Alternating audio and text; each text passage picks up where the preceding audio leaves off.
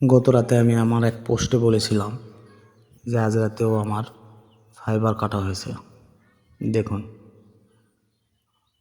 Fibre কাটা হয়েছে, চাকু দিয়ে ফোঁসানোর পরে হাত দিয়ে ভেঙে ফেলা হয়েছে। তো আমরা রাতের বেলা যেহেতু দেখে গেছি, তাই আর সামনে যাইনি। মনে করেছিলাম এই এক জায়গাতেই কাটা আছে, কিন্তু না। আমরা যখন জোড়া দিয়ে চেক করলাম, দেখলাম যে লাইন অনলাইন হয়নি, তার মানে সামনেতে আরও কাটা আছে।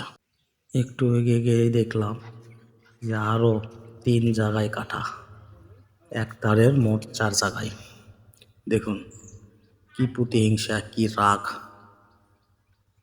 এগুলো কাজ শুধু হিরোইন ছিঁড়াই করতে পারে। একজন গ্রাহক বা প্রতিবেশী কখনো ইন্টারনেটের তার কাটবে না, কারণ তার বাড়িতে ইন্টারনেট না থাকলেও সে পাশের বাড়ির পাসওয়ার্ড নিয়ে ইন্টারনেট চালায়। তারা কখনো তার কাটবে না। তো এই তো অবস্থা, গত রাতের ঘটনা।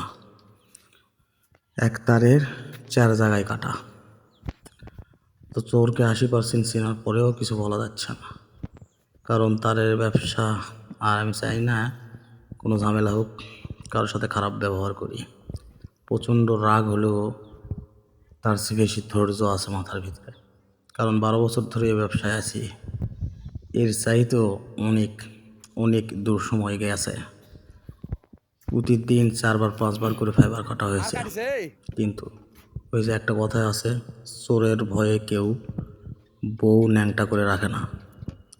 চোর কখনো ক্ষতি করতে পারবে না, উপরে একজন আছে, সে একদিন একাই ধরা পড়বে আর পাবলিক তার বিচার করবে।